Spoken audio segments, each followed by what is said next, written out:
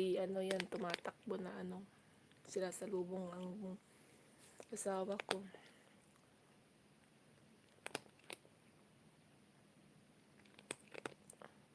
Ayaw niya ng gulay kabsat.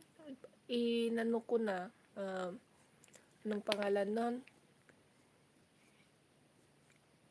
Trinay ko na nagluto ng ano, yung parang ano, yung kalabasa, tapos nilagyan ko ng pangalan nun, yung karne ng manok. Ayaw niya. Nasanay kasi sa ano, sa vegetarian na ano. Basta pinapainom ko na lang siya ng yung gatas kasi isa pa na nagpapaano sa kanya eh. Yung gatas, gustong gusto niya to. Ayan o, pang beef. Ano to, beef ito, baka o. Parang meron din naman siyang ano, merong saging, merong patatas. Tapos meron pang berries, tomatoes at saka ano, Integra mix. Ayan, food complements.